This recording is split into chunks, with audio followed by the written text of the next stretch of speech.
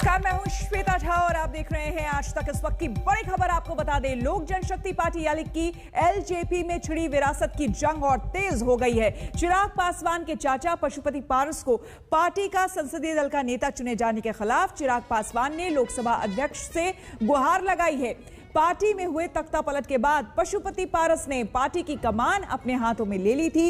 लोकसभा में संसदीय दल के नेता के पद पर उनकी नियुक्ति को स्पीकर ने भी मान्यता दे दी थी, पर अब चिराग पासवान स्पीकर से अपने फैसले पर पुनर्विचार के लिए अपील उन्होंने की है। ये देखिए क्या कुछ हुआ है। दरअसल पशुपति पारस ने एलजेपी संसदीय दल के नेता के तौर पर चुने जाने के बाद लोकसभा अध्यक्ष को, स्पीकर को एक लेटर लिखा था, जिसके बाद उनके इस फैसले पर मुहर भी लग गई थी, जिसको अब बदलने के लिए चिराग पासवान ने खुद स्पीकर से पुनर्विचार की अपील के लिए एक पत्र लिखा है और उन्होंने साफ तौर पर कहा है कि इस पूरे मामले में पुनर्विचार करना चाहिए और संसदीय दल का नेता उन्हें ही फिर से चुना जाना चाहिए। तो चिराग पासवान जो कि आज 1 बजे प्रेस कॉन्फ्रेंस करने वाले थे इस पूरे मुद्दे को लेकर, लेकिन इस प्रेस कॉन्फ्रेंस को उन्होंने टाल दिया है और अब नई रणनीति के साथ, क्योंकि उन्होंने खुद ओम बिरला जो कि स्पीकर हैं उन्हें पत्र लिखा है और फैसले को बदलने के लिए उन्होंने कहा है। संसदीय दल के नेता के तौर पर चुने जाने के बाद पशुपति पारस ने पूरी तरह से पार्टी को अपने हाथ में लेने की बात कही और ये वो पत्र है जो कि चिराग पासवान ने लोकसभा स्पीकर को लिखा है, जिसमें उन्होंने फैसले को बदलने की बात कही है,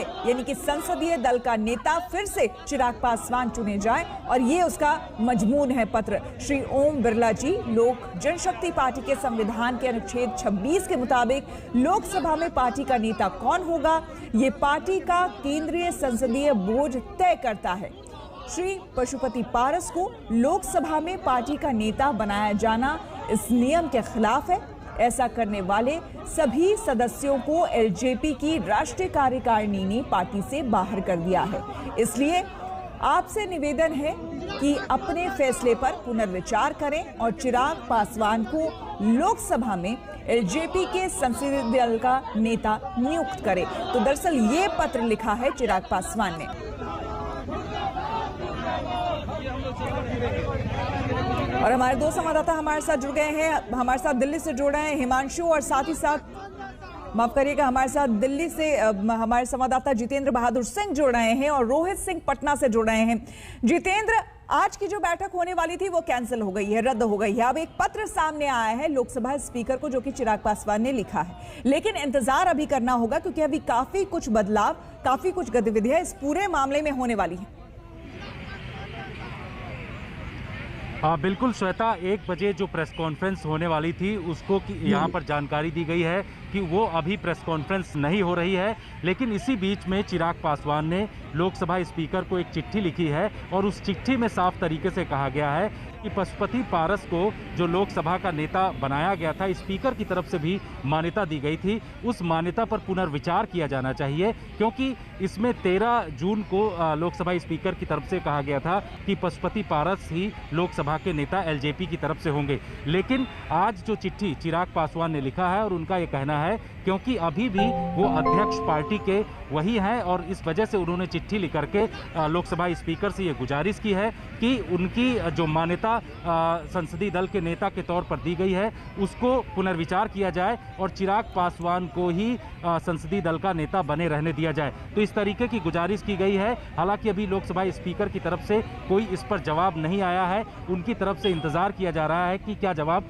आता है। इस बीच में जो प्रेस कॉन्फ्रेंस करनी थी चिराग पासवान को, उसमें यह कहा जा रहा था कि आगे वो किस तरीके से रणनीति बनाएंगे, क्योंकि पार्टी में जिस तरीके से 2 अलग अलग गुट हो गए हैं, जिसमें बागी सांसदों को कल कार्यकारिणी की बैठक के बाद चिराग पासवान ने निष्कासित कर दिया था, उसके बाद वो लोग अपना अलग तेवर अपनाते हुए पटना में एक बैठक करने वाले हैं। वहीं दूसरी तरफ चिराग पासवान यहाँ दिल्ली में ही मौजूद हैं और वो आगे किस तरीके की रणनीति बनाते हैं, इस पर जो मीटिंग और इसके साथ ही प्रेस कॉन्फ्रेंस करना था उसको अभी तक रद्द कर दिया गया और ये बताया जा रहा है कि आगे कुछ घंटों में या कल वो प्रेस कॉन्फ्रेंस कर सकते हैं। अभी स्थिति साफ उनकी तरफ से ये नहीं की गई है कि आगे उनका एक्शन क्या होगा। अब दिल्ली में जिस तरीके से उनके कार्यकर्ता जो पशुपति पारस हैं उनके घर पर जाकर के हंगामा कर रहे हैं। तो ये जो घर की लड़ाई है चाचा भतीजे के, वो अब सड़कों तक आ गई है और लोग यही लगातार जो चिराग पासवान के समर्थक हैं वो मांग कर रहे हैं कि चिराग पासवान के खिलाफ साजिश की गई है और इस साजिश के पीछे कई पॉलिटिकल पार्टियां भी लगी हुई हैं। बिल्कुल जितेंद्र, आप बने रहे हमारे साथ, आपसे हम और जानकारी लेंगे। इस बीच हम रोहित के पास भी चलेंगे पटना और उनसे हम और जानकारी लेंगे इस पूरे मामले पर, लेकिन उससे पहले रोहित की एक रिपोर्ट आपको हम दिखाते हैं। दरअसल पटना में एलजेपी दफ्तर के बाहर क्या नजारा है, ये खुद रोहित वहां पर पहुंचे और उन्होंने जायजा लिया। देखिए उनकी रिपोर्ट।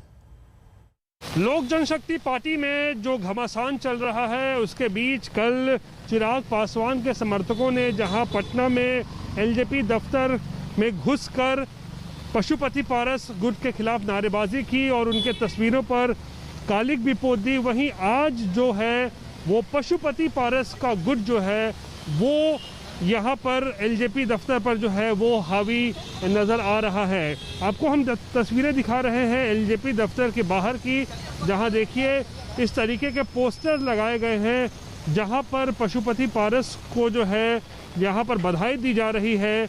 लोक जनशक्ति पार्टी के संसदीय दल का नेता चुने जाने पर उनको जो है यहाँ पर बधाई दी जा रही है और इसमें इस पोस्टर में आप देखिए दिवंगत रामविलास पासवान के साथ साथ उन चारों सांसदों की भी तस्वीरें हैं जो पशुपति पारस गुट के कह सकते हैं सदस्य हैं या उनके साथ हैं।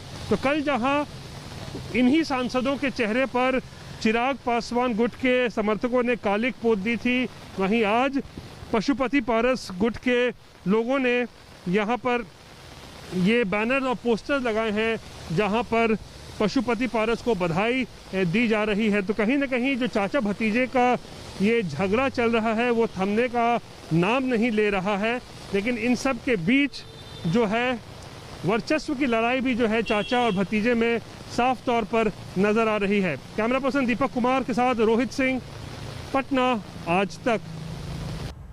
और चिराग पासवान और पशुपति पारस के बीच विरासत की जंग छिड़ी है, तो समर्थक भी अपना अपना पाला पकड़कर मैदान जंग में उतर गए हैं। देखिए दोनों ओर से समर्थकों के एक दूसरे पर आरोप प्रत्यारोप। प्रदर्शन किया जा सांसद पार्टी में रहते हुए पार्टी के राष्ट्रीय नेतृत्व के साथ और देश की दलितों के साथ अकलियतों के साथ इन्होंने विश्वासघात किया। हमारे राष्ट्रीय नेतृत्व के गए हुए अभी 1 साल भी नहीं हुआ रामविलास पासवान जी को, और उन्होंने पीठ में छुरा भोंक रहे। कौन होता है डिसाइड करने वाला? पार्टी का मीटिंग में इन्होंने क्यों नहीं बोला कि पार्टी का जो मीटिंग होती है उसमें बोलना चाहिए? घर की लड़ाई की बात नहीं है, अभी ये पार्टी की बात है। घर की लड़ाई घर में होती है। हम लोगों को बहुत ही खराब लगा जब चिराग जी गेट पे इतने देर इंतजार करते रह गए, उनके लिए गेट तक नहीं खोला गया।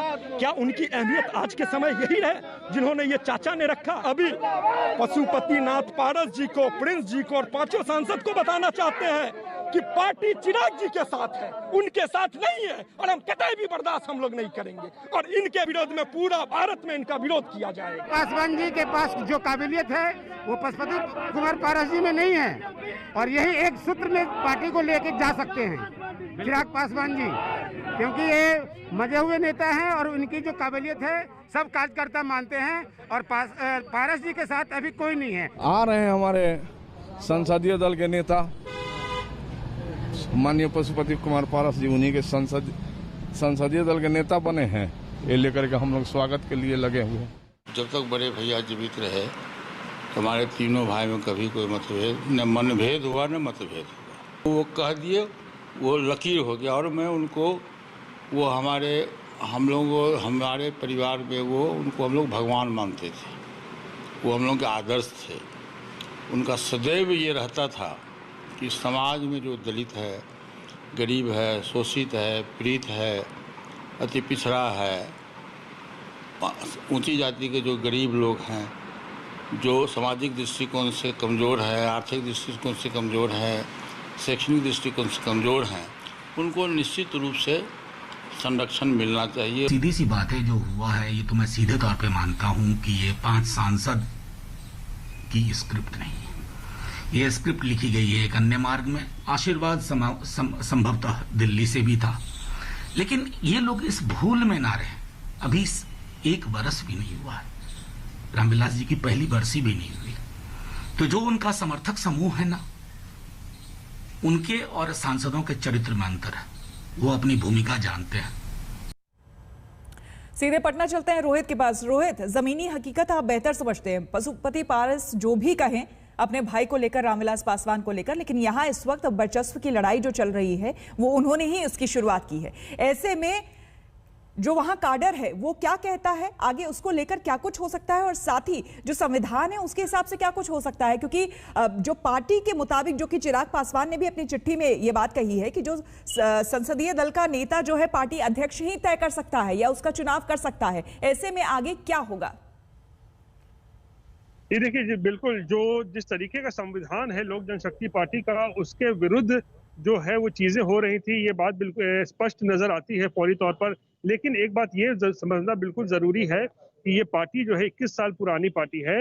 इसकी नींव जो है वो रामविलास पासवान ने रखी थी, और रामविलास पासवान ने 6-7 साल पहले, मुझे याद है कि जब पार्लियामेंट्री बोर्ड का अध्यक्ष बनाया था चिराग पासवान को, और उसके बाद कुछ साल के बाद उन्हें ही अपना उत्तराधिकारी भी जो है वो घोषित कर दिया था। तो कहीं ना कहीं बिहार की जनता में भी, बिहार के नेताओं में भी इस बात को, ये मैसेज है कि रामविलास पासवान के उत्तराधिकारी चिराग पासवान है। ऐसे में अब पिछले 3 दिनों से हम देख रहे हैं कि जिस तरीके से पशुपति पारस ने बगावत कर दी है, उसको लेकर जो है नाराजगी पार्टी के अंदर भी बहुत है, और पार्टी में बिल्कुल दो फाड़ जो है वो साफ तौर पर नजर आ रहा है। कल हमने देखा किस तरीके से चिराग पासवान बिल्कुल रोहित, आप नजर बनाए रखें, आगे भी आपसे हम